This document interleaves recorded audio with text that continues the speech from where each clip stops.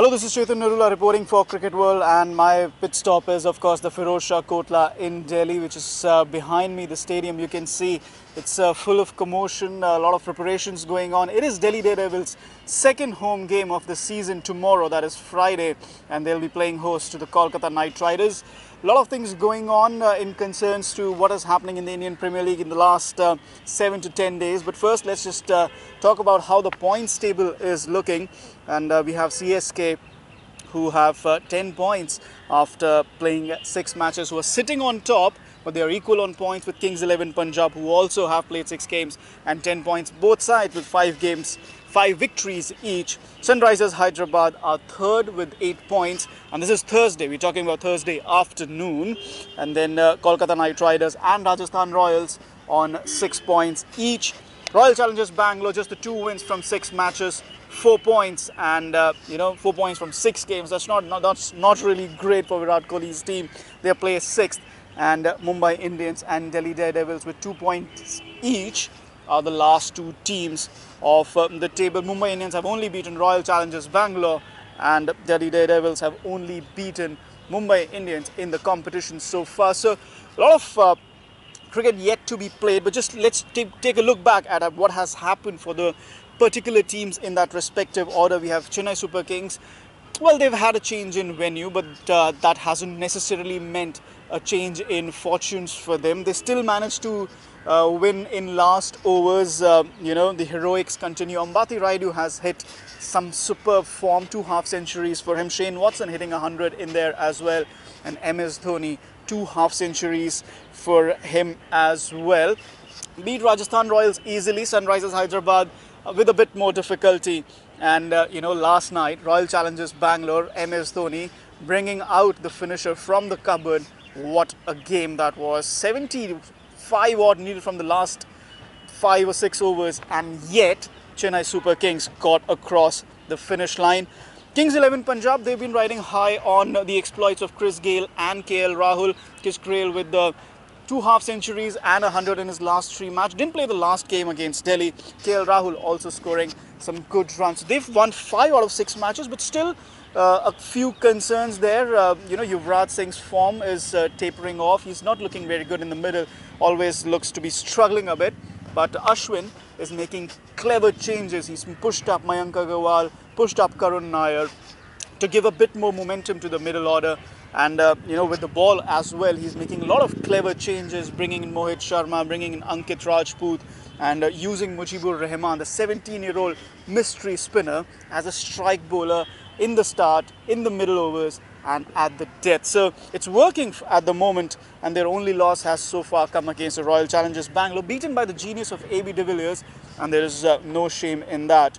Sunrisers Hyderabad, well, they have lost their way a bit, a couple of losses in the last week or so, but they've recovered well.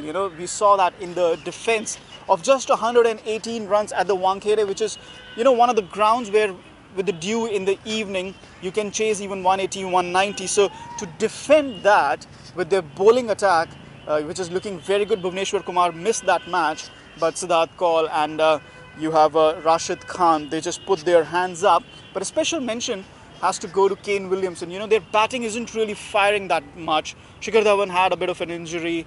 He's took a knock on his elbow in the last couple of games, and he's just tapered off. His form has just tapered off there.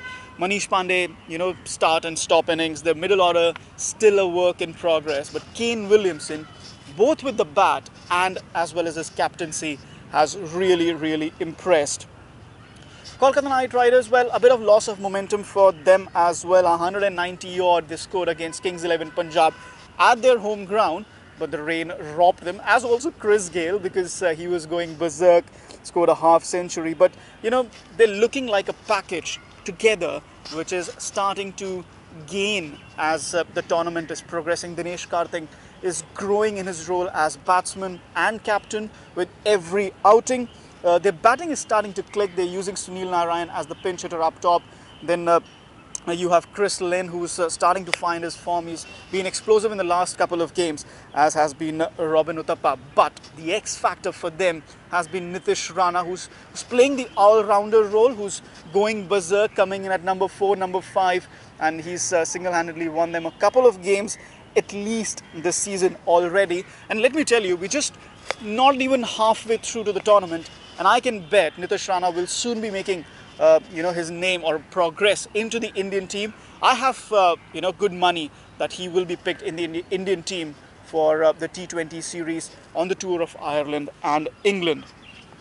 Rajasthan Royals, well, they are trying hard, aren't they? I mean, they're fifth in the table, but they're trying hard. There are a lot of teams which are better than them in the competition at the moment, and it's just not coming together for them in succession. They're blowing hot one match, blowing cold one match, so they are there or thereabouts. The one person, we could see that in the way K. Gautam finished that game against Mumbai Indians, but they lost against CSK and Kolkata Knight Riders on each side of that particular game. So again, like I said, they're blowing hot, blowing cold, but at the same time, you have to consider that there is one batsman in their lineup who is totally consistent, and that is Sanju Samson. He continues to pile on the runs in the Rajasthan Royals jersey, and that is a huge positive for that particular team.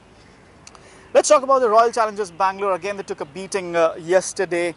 4 points from 6 games. Virat Kohli is playing around, is toying around with his combinations, as he does in ODI cricket, in T20 cricket, in Test cricket, in every format really. But they are not finding the right combination. They're not finding the right batting order. They're making so many changes. There's no consistency about them. They lack definitive death bowlers. Chris Wokes and Yuzvendra Chahal are doing well. Washington Sundar is supporting them very well. Umesh Yadav is bowling very well. But despite these 4 names, again, death bowling, where is it? It's nowhere to be seen. Colin de Grandhomme didn't get a bowl. Corey Anderson, not the best death bowler around. So, when your best bowlers are taking wickets, reducing the opponents up to the 12th and 13th over, and then you still lose the game after scoring 200 runs, there is something wrong with them. AB de Villiers, though, he's been in superb touch. He's even yesterday, he was just bats totally different to any batsman in the world, isn't he? He's Superman in disguise, you can say. Hits 4s and 6s at will. But again, one person, one batsman or 2 batsmen, the star cast. Look at the star cast: Quinton de Kock, Virat Kohli, AB de Villiers. Despite that star cast, Royal Challengers Bangalore are not top of the table, and this season could be another loss for them if they don't get their act together. Talking about getting their act together, Mumbai Indians, they've lost nearly 4 or 5 of their 6 games in last over finishes. You just take the example of the game against Sunrisers Hyderabad. Kieran Pollard, Hardik Pandya in a small chase, just chasing 118, and they messed it up, not rectifying the middle order, too dependent on Rohit Sharma. It feels like an uncharacteristic Mumbai Indians team this year. Not the firepower, not the heavyweights. You have Jasprit Bumrah, you have Pollard, you have Hardik Pandya, you have Krunal Pandya, who's been paid big money as well. But they're still very dependent on Rohit Sharma, and it's not really. It's not really working out for them. In a way, you can say yes, because they're having so many last over chases. Yes, there is a certain consistency about them. At least they are pushing their opponents. But having said that, more is required to finish off those games. Otherwise, 6 matches already gone, 2 points. They trail by 6 points to Sunrisers Hyderabad. They need to get around to 14. So with 8 games in hand, they need to win at least 6 out of those games, 6 out of 8 next games, to have any shot, at least any shot at all, to make the knockouts. And the same goes for Delhi Daredevils as well. Just the 2 points from 6 games. They have beaten Mumbai Indians, but they need to win 6 out of 8 games remaining. And it's been made even more tough, or even tougher right now, because yesterday when I came here, there was a special press conference hosted by the Delhi Daredevils, and Gautam Gambhir has stepped down as the Delhi captain. He's just scored 80 odd runs in 6 matches, which includes a half century. So you can just see he scored 30 odd runs in his last 4 innings. Shreyas Iyer is the new captain. Ricky Ponting has backed this decision. He himself, if you remember, in 2013 took a decision like that when he was not playing well, and Rohit Sharma took over. So maybe, and Mumbai Indians went on to win the trophy that year. So you never know. Shreyas Iyer, he's also a Mumbaiker. He's in good form. You never know. This could work out well for Delhi. But like I said, they need to win at least 6 out of their next or the remaining 8 games to have an iota of chance. Just look at the fixtures over the next week or so. We have Kings 11 Punjab just playing the one game against Sunrisers Hyderabad away. Chennai Super Kings will be hosting Mumbai Indians and Delhi Daredevils. So both the tail-ending teams, it's not an easy game. Sunrisers Hyderabad, well, they are playing at home to Rajasthan Royals as well. And in fact, they're playing home to Kings 11 Punjab, but going away to the Rajasthan Royals. KKR have 2 away games. Like I said, tomorrow the game against Delhi Daredevils here at the Firozshah Kotla. But then they also go to Bangalore to play the Royal Challengers. And Rajasthan Royals playing against Sunrisers Hyderabad and Delhi Daredevils. Delhi Daredevils will be hosting them here again on Wednesday. So 1 away game there. A very important week for Royal Challengers Bangalore. It was 3 home games in succession. That was starting yesterday. They've lost to CSK. They now have 2 more home games. The only team apart from CSK to play home games this week. And they're playing Kolkata Knight Riders and Mumbai Indians. Not the easiest of games, mind you. Mumbai Indians have 2 very, very tough matches. They play CSK and Royal Challengers Bangalore, both away games.